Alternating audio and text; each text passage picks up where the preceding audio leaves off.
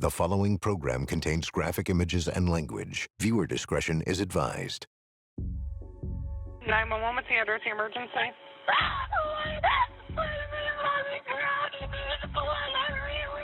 Okay, do you know what happened to him? He got killed by snakes. My brother bred large, rare snakes for a living. He was like the Johnny Depp of pythons. Was this some sort of revenge killing? So maybe somebody wanted the animals, wanted some money out of that. This is crazy.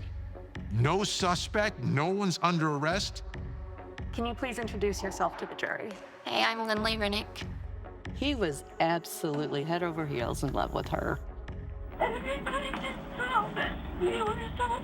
I know.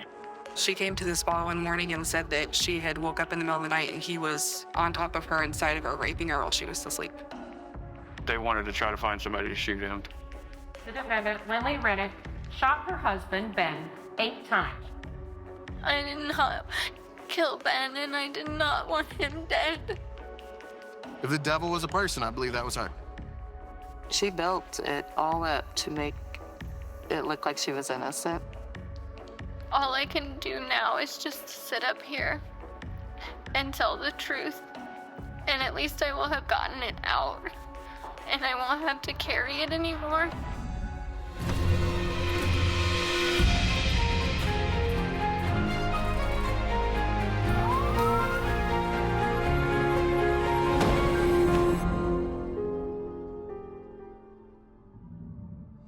When 29-year-old Ben Renick was murdered in 2017, first responders thought he may have been killed by one of his snakes.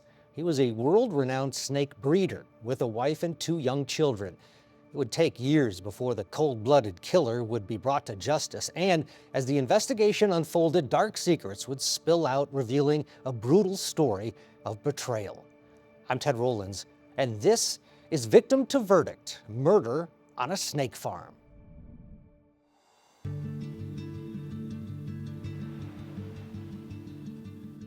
In early 2017, on this sprawling 72-acre property just outside Columbia, Missouri, Ben and Lynlee Renick seemed to be enjoying the perfect life, a young couple raising 2 children in a small town of New Florence with a population of less than 1,000 people. In addition, both Ben and Lynlee were working their dream jobs. Lynlee owned a local spa in town, while Ben ran his own company, Renick Reptiles. My brother bred large, rare snakes for a living. And he was very articulate when it comes to genetics, and he helped design several different species. Here we have a normal sunset right here. Ben's business was mainly on breeding ball python snakes. He sold and shipped them to people around the world and made a lot of money. We're talking hundreds of snakes that sometimes can sell for thousands of dollars. Ben Renick's customers wanted particular designs on their snakes, and Ben had a knack. Through breeding, he could produce the exact color and pattern they were looking for. Super nice guy, fresh young face, came into the industry and literally blew up overnight, it felt like. Everybody knew who he was. He was like the Johnny Depp of pythons.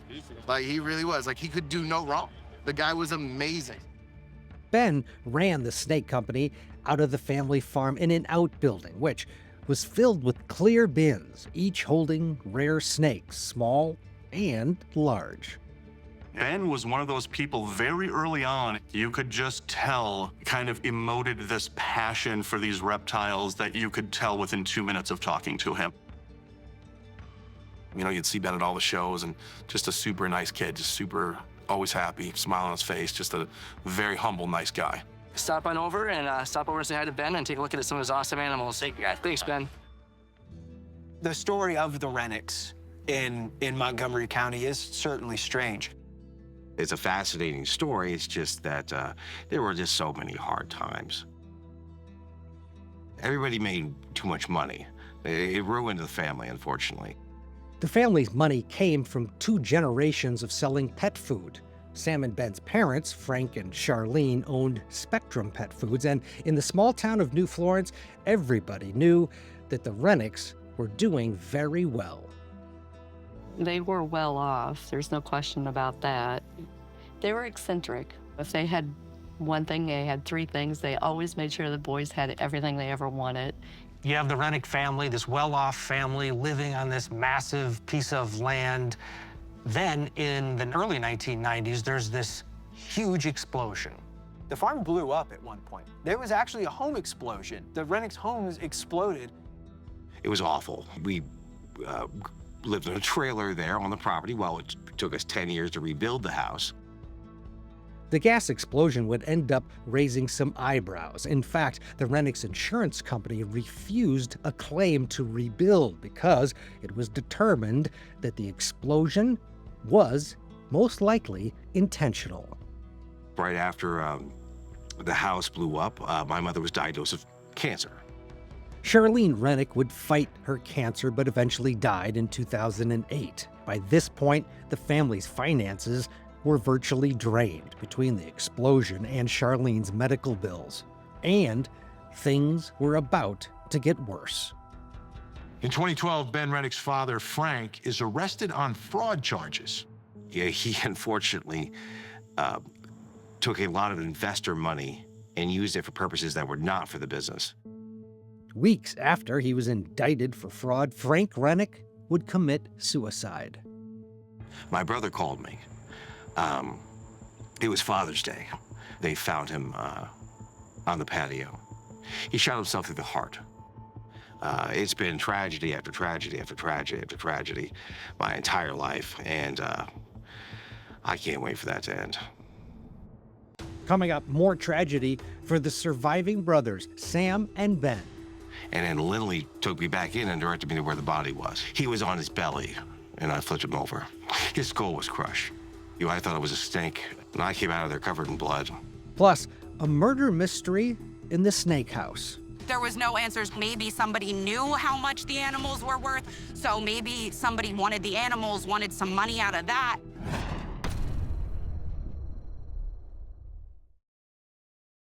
The following program contains graphic images and language. Viewer discretion is advised.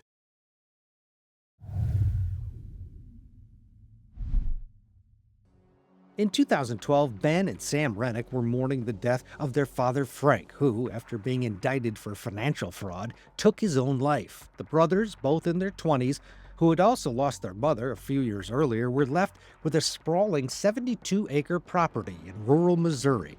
Ben, who raised and sold snakes for a living, had recently fallen in love with an old high school friend named Lynlee Gallatin. He was absolutely head over heels in love with her. They shared a lot of interest in music and film and things like that. And I know that they had a lot of fun together. There really seems to be an instant connection between Lynlee and Ben. But it's not just about Lynlee coming into Ben's life. She also has a son who he accepts as his own. He just scooped Matthew right up. And he took to Matthew like he was his own. And then we find out that they're expecting. The romance between Ben and Lynlee continued. They eventually had a daughter together, a little girl by the name of Emma. And then in 2014, when Emma was 2, they got married. Meanwhile, Ben's snake business continues to grow, and right by his side is Lynlee. So here Ben is going to show you essentially what we do from the moment that they hatch out of the eggs. We put labels on every clutch that goes into the incubator with the parents. They were great. They were just a clean-cut, fresh, young couple that were on a great trajectory in an industry that they were doing very, very well at. Things seem to be going very well for the family. And they're not just breeding snakes, they're making cash. And you've got this sprawling 72 acres that they're living on. Ben's brother Sam and his wife and their kids also lived on the property, which the brothers inherited from their parents. On the weekends, we had a lot of time to see each other. The kids had time to see each other, and it was nice. Ben became the sole owner of the property. Sam was having marriage problems and wanted to avoid the risk of losing the family land in a messy divorce, so he signed it all over to Ben. I promised my mother in her dying breath that I was going to take care of the land and the property and save it for our children. And that's what I was trying to do. In 2016, Ben's wife, Lynlee, who was originally focusing mainly on the family's snake breeding business, had decided to do something on her own, opening and running a new spa in downtown Columbia. Getting her nails done. Who's helping you? Can I get your name? Hey, I'm Lynlee. I'm the owner here. Essentia Spa was located in West Columbia. It's a little business district out off of Scott Boulevard in West Columbia. For Lynlee, this was a dream come true. Before marrying Ben, she was a massage therapist and always wanted to own her own business, which, given Ben's success as a snake breeder, now was possible. He was able to fund that. I can remember going up there on her grand opening, and, she's so excited about it. Less than a year later, Ben Renick would be dead. 911, what's the address of the emergency?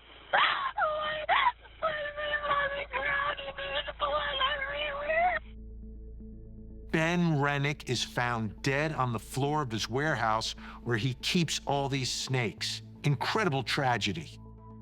Oh, God.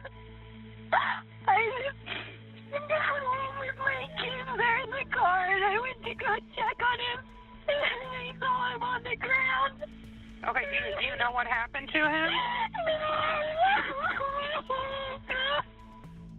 Lynlee also calls Sam to the snake facility after seeing Ben's body. He believes at the time that a snake might have killed his brother. Ben? Oh, God. Oh, God. Okay, do you know anything, like how long he's been there? Do you know? Oh, he's gone. What may have happened? He got killed by a snake. By a snake?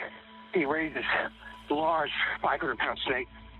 Lynlee was hysterical. She was running around in circles outside the facility, and, well, she wasn't making sense. She was not, I couldn't get a full sentence out of her. I couldn't find Ben, and then Lynlee took me back in and directed me to where the body was. He was on his belly, and I flipped him over. His skull was crushed. And I came out of there covered in blood. The police arrive, and they're looking for a large snake that they got out. They have a shotgun out looking for this snake. Or you see a snake come out here, you better shoot that thing. I got him. Fellas, something got him. Paramedic said there's a bite mark on him, so if there's a snake loose in here. Lynlee is hysterical, screaming, it couldn't have been a snake that killed Ben. The whole building's full of snakes, so you know there's snakes. They're sweet as a sweet of anything that we do.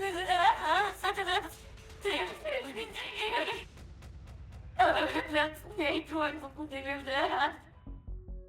It was several hours later that the medical examiner had walked outside to catch a breath of air, and I had gone up to him and I asked him what happened, and he let me know that it was in fact not a snake, but he was a victim of a gunshot wound, multiple gunshot wounds. Ben's body was found at the far end of the snake facility. He was shot 8 times in the back and in the head, and the gunshot wound to the head was at close range. Ben was found with a contact gun wound to his head. That means the muzzle was literally against the head when he was shot. Maybe it was a break-in, maybe somebody trolling around rural properties, trying to maybe steal farm equipment, and something escalates beyond what it was supposed to be. Everything is reeling through our minds like, okay, somebody was there for the snakes, or they were looking for drugs, or they were looking for money, and they surprised Ben. Ben surprised them. It had to be something like that. News of Ben's murder quickly spreads to the reptile and snake community. The mystery of who killed Ben is on everyone's mind, and those that knew Ben began to question everything. The first question that we asked was, how many snakes were missing? Because your first thought is, he was murdered because somebody came to steal his snakes. For investigators, their first thoughts are to look at the people who were closest to Ben Renick and whoever was there when his body was discovered. So that's Lynlee and his brother Sam. I was immediately forthcoming with everything with the police. I gave them the shirt off my back, literally. Took a polygraph. I did every single thing I could possibly do. Another possibility was the family's history. Ben's father, Frank, had spent years conning people out of money in what investigators claimed was a Ponzi scheme. The family was wondering whether or not this murder was somehow connected to Frank's past, his legal troubles. Was this some sort of revenge killing? They'd never come after the boys before, so why would they now? Investigators were tight-lipped, and no one was getting any answers. The only thing that was certain was that Ben was not coming back. When it hit, it was kind of devastating for everybody. Just a simple, nice guy. When he's taken like that, and anybody that's taken in that manner, it was terrible. Ben's customers, peers, and fans raised thousands of dollars to help Lynlee and the kids. The outpour of support and love after Ben's murder was unbelievable. So many people that respected what he did and he'd worked with throughout the years, and it was beautiful. It was very special, and I think it would have meant the world to Ben. Then there was the funeral, which was very difficult for everybody, but especially for Ben's stepson, Matthew. He was so upset and so just distraught. Matthew was screaming, "Why, Mom, why?" Coming up, as the investigation into Ben's death continues, questions start to emerge about his wife, Lynlee. We heard that she was a suspect. Well, isn't the spouse always the first suspect? Do you have any thoughts or ideas looking to know what happened tonight? It didn't make sense. Things that don't make sense are usually really off. And then apparently she was cheating on him.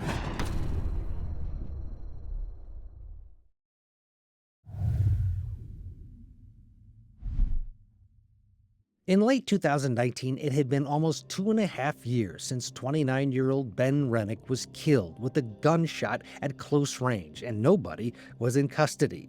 Renick had made his name as a successful snake breeder, and the fact that his murder remained unsolved was extremely frustrating, especially for his family and friends. Why aren't they finding somebody? Lynlee, I'd ask her.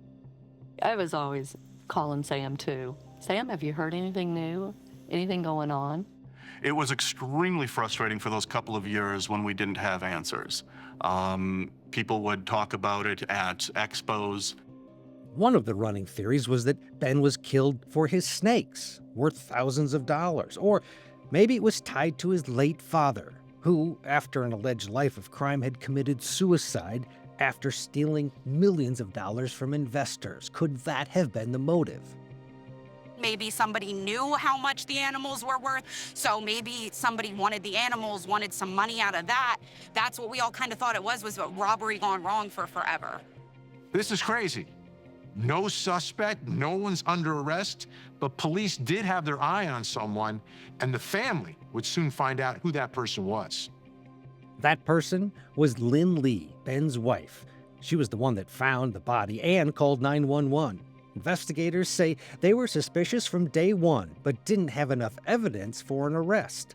They decided to tell the family that they believed that Lynlee was responsible. We heard that she was a suspect. Well, isn't the spouse always the first suspect? We still can't be. There was no reason to believe that it would have been her. One of the things that raised eyebrows for investigators is the fact that Lynlee agreed to a polygraph exam, and she failed it. Okay, how do you think you did, Lynlee? I did a good job. Okay, so the results of the polygraph showed that you failed the test. It showed that you were lying. We just need to find out why. Well, that's the thing. We just need to find out. I can't explain why I just failed that, but I didn't kill Ben. While the family still couldn't believe that Lynlee would be involved in this murder, looking back in hindsight, there were some things that didn't make a lot of sense. One of those things was the fact that Lynlee, within months of Ben's death, seemed to go out of her way to isolate herself from Ben's family and friends, which they didn't understand but assumed it was all part of her way of dealing with grief. We brushed it off because how does a grieving widow act? I don't know. They wouldn't even let me into the funeral service. They had to wait for her to get there because Ben's remains were in there. She didn't want me near them. I thought it was all it was strange. Something else that the family thought was strange and definitely raised eyebrows was that 6 months after Ben's murder, Lynlee announced to the world on social media that she was in a new relationship. She jumps into another relationship and has a child with one of her lovers. Not to mention her decision to sell the property while I was on it, you know. I mean, that's another big red flag.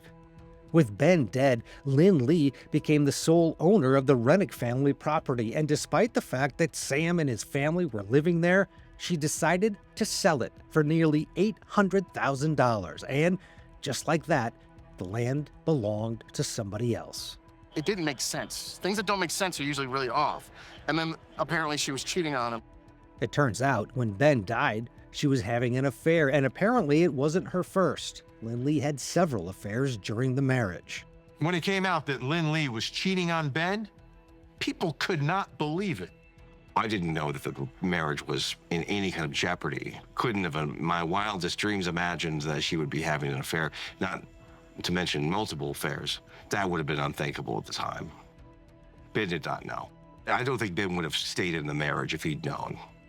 It's unclear whether or not Ben knew his wife was having an affair during their marriage. Detectives found out about it early in the investigation, which added to their suspicion around Lynlee's possible involvement. It's sex. Okay. Did he think the same way? Yeah. He was very violent. Like, I'm never going to leave my wife. Well, that's good because we're going to leave my husband. Coming up, a major break in the case, which would send investigators in multiple directions. They wanted to try to find somebody to shoot him. And Lynlee comes up with a completely different story. And then I heard shots ring out, and I screamed, and I ran outside. Lynlee Renick has had multiple affairs, and she's failed her polygraph exam, but they still don't have enough evidence to make an arrest. Police need a break in the case. This case is going nowhere.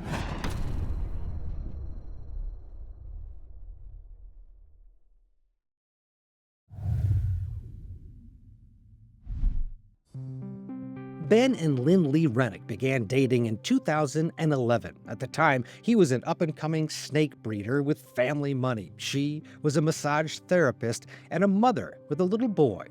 By 2014, the two were married. Ben had become a father figure to Lynlee's son, and together they had a little girl. His snake breeding business had taken off, and Lynlee decided to open up her own business, a spa in downtown Columbia, Missouri. By all accounts, they seemed to be a happy family until 2017, when everything changed. In June of 2017, Ben is murdered at his snake farm. 2.5 years go by with no answers. Investigators need a big break. That break came in the form of an ex-boyfriend in early 2020. He was one of the men that Lynlee was having an affair with at the time of Ben's murder. Brandon Blackwell told police their relationship continued after Ben's death. They had a child together, and while they were together, Blackwell claims that Lynlee confessed to murdering Ben. In the fall of 2019, Brandon and Lynlee's relationship begins to fall apart. It becomes apparently very, very contentious. When Brandon and Lynlee break up, it is bad. It is bitter. They have a child together. There are custody issues. At one point, Lynlee takes out a restraining order against Brandon, and at that point, Brandon decides to go to investigators and tell them what he claims he knows about Ben Renick's death. Blackwell is in jail with no bond for violating the restraining order Lynlee had against him, and he basically wants a get-out-of-jail-free card. So he decides to reveal Lynlee's secret. According to Brandon Blackwell, Lynlee recruited an old boyfriend, Michael Humphrey, to shoot Ben. They drive out to the snake farm, and while they're driving out there, Ben is taking out some garbage, and Lynlee introduces Michael as an old friend who just wants to see some snakes. They go back into the snake building. Ben is cleaning off a back wall. According to Brandon, Michael and Lynlee have now decided that it's going to be Lynlee that pulls the trigger. So it's Lynlee that goes forward and does it. Lynlee's the one that decides, I'll be the one to shoot him, and it's Lynlee that shoots him. Armed with this new information, investigators arrest Lynlee Renick for the murder of her husband, along with Michael Humphrey. Sam called me, and he said, they're arresting them now. I was just like, how? For the snake community and the family, this news is really hard to take. They had raised money and given tens of thousands of dollars to Lynlee and the kids. And now she might be the one responsible? I talked to Lynlee. I've been face to face with Lynlee before. Like, she was always at the shows with Ben. I'd laughed with her, you know, like we'd cracked jokes at Ben's booth. It was astounding. We literally talked on the phone about a week and a half after this happened, and she was like you would expect. It wasn't cold, it wasn't anything. It was literally what you would expect from a wife losing her husband. If the devil was a person, I believe that was her. The betrayal. That is so strong. How come we didn't see that? In the weeks after Ben's murder in 2017, investigators knew Lynlee was involved. They interviewed her multiple times, but they just couldn't get anything out of her. Do you have any thoughts or ideas, or do you know what happened tonight? I don't. Is there anything else you can think of that might be important? Just days after Ben's murder, she told police she thought it was Sam, Ben's brother, who had killed Ben. You know, being what? May not drugs do with gain financially. It was necessarily considered financially, but I mean, Sam now has zero desire to leave the property and is talking about just like keeping the property. From the moment she's arrested, Lynlee says she's innocent, that the allegations are not true. But as time went by, more disturbing details would emerge. Coming up, Lynlee Renick goes to trial. The defendant, Lynlee Renick, shot her husband, Ben, 8 times. And later, Lynlee tells her story to the jury. All I can do now is just sit up here and tell the truth. And at least I will have gotten it out. And I won't have to carry it anymore.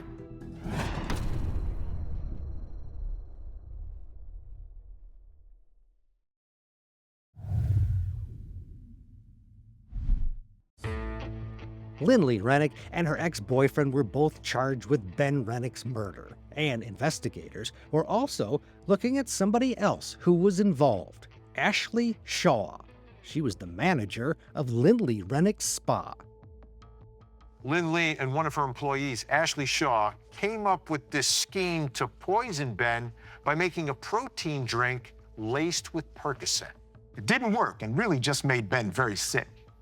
Investigators also believed that Shaw was a part of the plan to shoot Ben, and they offered her a plea deal to testify against Lynlee.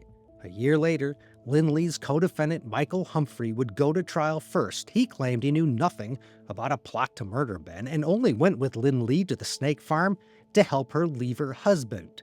The jury didn't buy it and convicted him of murder. He ended up making a deal with the state that required him to come back to court and testify against Lynlee. At this point, Michael Humphrey is convicted of first-degree murder, but if he cooperates, prosecutors are going to knock it down to second degree, in which case he'll be eligible for parole. Then on December 6, 2021, 3.5 years after Ben Renick was shot and killed in his snake facility, his wife, Lynlee Renick, went on trial. The defendant, Lynlee Renick, shot her husband, Ben, 8 times.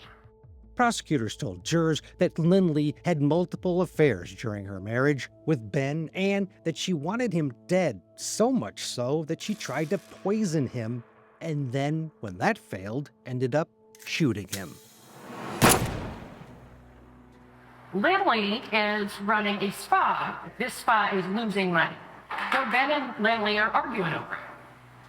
So Lynlee is also the sole beneficiary of the $1 million life insurance policy on Ben Renick. Decides she's going to kill him. I think it was a trifecta of assets that and her affairs that led to this decision being made by her to do this. Ben would have gotten divorced and probably gotten the kids and probably not left her with much of anything. And I think she was very aware of that. Lynlee's defense attorney told the jury a very different story. Yes, she was having affairs, but only because she needed the love that she wasn't getting from Ben. In fact, he would tell jurors that Lynlee was planning on leaving Ben because of the way he was treating her. He begins touching her and begins doing things against her will while she's asleep. Lynlee starts coming to Essentia Spa with bruises on her arms. And she discusses these problems with Ashley Shaw. As part of her deal with the state, Ashley Shaw had to testify against Lynlee. She came to the spa one morning and said that she had woke up in the middle of the night and he was on top of her, inside of her, raping her while she was asleep. Ben was not that kind of a person. He would have never raped somebody in the middle of the night. That would have never happened. It was all lies. Ashley Shaw confesses to the jury her role in the poisoning and then shooting of Ben. She said that he had resources to take her kids away. She said that she didn't really think of any other option and that she asked if I could help her with murdering him. I provided her with some pills and she blended them up in a blender and put them in a protein shake for him to drink. She called me and said that he was very sick all night, threw up, but he was still alive. She still wanted him killed. Ashley, who avoided prison time by testifying, admitted on the stand to helping plan and cover up Ben's murder. She helped pick Michael Humphrey, she said, as an accomplice because he had a criminal record, and she gave Lynlee that shower after Ben was shot, which was an attempt to get rid of evidence. She told the jury she kept the secret for years, but the defense claimed that she was actually twisting the story, and to set the record straight, Lynlee was called to the witness stand. Can you please introduce yourself to the jury? Hey, I'm Lynlee Renick. Did you kill Ben? I did not. Did you help Michael Humphrey kill Ben? I did not. Did you ever want Ben dead? I never wanted Ben dead. During her hours on the witness stand, Lynlee would tell the jury that the only thing she wanted was a divorce, and how when she went to tell Ben with her friend Michael Humphrey, Ben somehow just ended up dead. As we were getting out of the car, Ben was walking out of the facility and he had some bags of trash. And I just panicked and I was like, oh, this is Michael. He's an old friend of mine. Like, he's really interested in snakes. And I took the trash bags from Ben and then walked down to the dumpsters that we had. And Ben and Michael went on inside the facility. I walked up right behind Michael. I'm sorry. And then Michael turned around and I saw a gun in his hands, and then I heard shots ring out and I screamed and I ran outside. And then I heard more shots go off and everything just went numb. And then Michael running out of the facility and pushing me towards the car and telling me, we have to go, Lynlee, get in the car. We have to go now. Lynlee would tell the jury that Michael drove her to Ashley Shaw at the spa, where Ashley made Lynlee take a shower. Lynlee claimed that she didn't know why Ashley was telling her to take a shower, and that she was in such a state of shock that all she could do was hang on to whatever her friend was telling her. Ashley had told me, everything's okay, Lynlee. You were here, you never left, and everything's okay. Lynlee also tried to explain away a number of things to the jury, including her multiple affairs while being married to Ben. You had been completely keeping the affairs from him. Yes. Her initial denial that she knew anything about what happened that day he was murdered, and even threw in some disturbing allegations of sexual abuse. Did these instances of Ben touching you or having sex with you without your consent while you were sleeping, did it happen more than once? Yes. She built it all up. She built it all up to make it look like she was innocent, but she was putting everything into place to make it happen for her. Coming up, would the jury buy Lynlee's story, or would they see her as a woman who shot and killed the man she vowed to love for money? In every case, a jury certainly wants to know what's the motive. Now, that's not an element of the crime, but the prosecution in this case is going to say the motive was, of course, money. Plus, the cross-examination. The reality is that your husband was dead or dying back at this snake facility. That's the reality, correct? And then, later, the verdict. We, the jury, find the defendant, Lynlee Renick,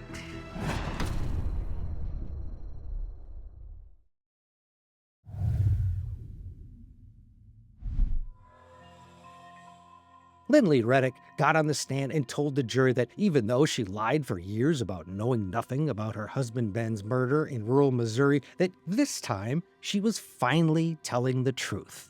Are you lying to this jury? I'm not. I did not kill Ben, and I did not want him dead. Originally, Lynlee lied to investigators about finding her husband dead on the floor of his snake facility. But between the murder and trial, she changed her story and now was admitting that she was actually there when Ben was shot. When it came time for cross-examination, prosecutor Kevin Zellner immediately went on the attack. Instead of telling the police Michael Humphrey, you tell him Sam Renick. Yes. You throw the scent off of Michael Humphrey, correct? Yes. And now, those men sitting in the back that were seeking justice, who you lied to about the true killer, you now want these 12 people to believe you, correct? Yes. I bet you do. Lynlee says she just wanted a divorce, that she brought her ex, Michael Humphrey, there for emotional support, and that when Ben was shot, she was in denial until she walked into the snake building an hour and a half after being there with Michael Humphrey. I walked into the facility, and I was just walking through. And then I saw Ben laying down in a pile of blood. Lynlee is asked why she didn't call 911 after she says Michael Humphrey shot her husband, and why she casually messaged both Humphrey and Ben as if nothing had happened. I was trying very hard to just stay away from the thought and the reality that anything bad had happened to Ben. Okay, but how old were you at the time this happened? 29. Okay. You're an intelligent woman, correct? I guess, yeah. The reality was that your husband at that moment in time was dead or dying back at that snake facility, correct? Yes. You never called 911, did you? After I got back, yes, but in that moment, no. At 5:25, you text Mike, correct? Yes. Why don't, instead of texting your husband about the babysitter, why don't you just pick up the phone at that point in time and call him? I don't know. Well, the answer to that is business because you used that. No. Okay. She was asked why she never told anybody the story of Michael Humphrey shooting Ben until she was arrested. You were interviewed by law enforcement a number of times, correct? Yes. And you lied to them every time. Yes. You knew who the real killer was, and you told the police, not Michael Humphrey, but they ought to investigate Sam, correct? Yes. Man, what kind of cold heart lies within you? Deep down in that heart of yours, and in that brain of yours, you know who killed him, correct? Yes. The state's theory was that Lynlee and Ashley convinced Michael Humphrey to kill Ben, but that Humphrey backed out at the last minute and that Lynlee ended up firing the gun herself. And they had Ashley Shaw to back up their theory. What does she tell you? She said that Michael got too nervous or didn't want to do it, and so he handed her the gun and she actually killed him. Who had $1 million life insurance policy on their head? Ben? Okay. And who was the sole beneficiary of that life insurance policy should he be killed on June 8th of 2017? I believe me. Michael Humphrey took the stand as part of his deal with the state. She showed up at my driveway. She had a girl named Ashley with her. They wanted to try to find somebody to shoot him. According to Michael Humphrey, Lynlee asked him multiple times to kill her husband. He claimed even when she told him she'd make it worth his while, he said no. But he did agree to go with her when she confronted Ben. I was looking at a whole lot of snakes. And then I heard a shot come out. She was at the end of the corridor, or whatever you want to call it, posed up like this with the gun. It was a few seconds. She comes out the door, starts screaming at me to drive, basically. The jury got the case on December 8th, 2021, and after deliberating for more than 12 hours, they came back with a verdict.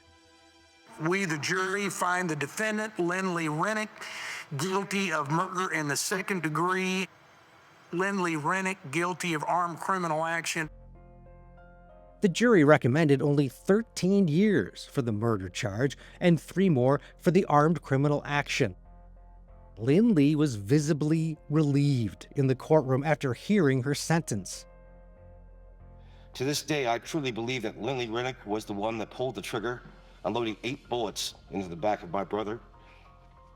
She led me directly to my brother's body and then put on a show, an act, a display that will forever haunt me for the rest of my days. I beg the common person to watch the trial again and ask themselves if my brother's life was worth only 16 years. And then it was time for the judge to speak. He clearly seemed very uneasy with the jury's decision to sentence Lynlee to just 16 years. Somehow they got confused. In my view, taking you out of the equation, his brother would still be alive. At one minute, you want a divorce and to get Mr. Humphrey mad enough to kill. I don't know. It doesn't matter if he killed. You were the one that put him up to it. You're awful lucky, ma'am. You're going to get out in your 40s, and my 40s weren't too bad. I just hope you don't kill again. Did she ever believe that she was ever going to get away with it? Did she think that life would just go on forever? Ben will never die because we all remember him here. We all talk about him. We all share pictures of him. His legacy of his kindness, the amazing animals he bred. This is a Renick's ghost, and I was fortunate enough to get a pair from an individual, a friend of mine, who he bought them from Ben's directly. This here is a legacy of Ben Renick. The real victims in all of this, unfortunately, are the children. You know, they're gonna have to live with this for the rest of their lives. I hope they can grow up and get past this, just like anybody that's in any kind of tragedy. I hope they can just get past this and have as normal life as you possibly can without your father. Lynlee Renick appealed her conviction, but then dropped it in 2023. She is serving her time at a woman's prison in Livingston County, Missouri. She will be free before she turns 50 years old. I'm Ted Rollins. Thanks for watching Victim to Verdict.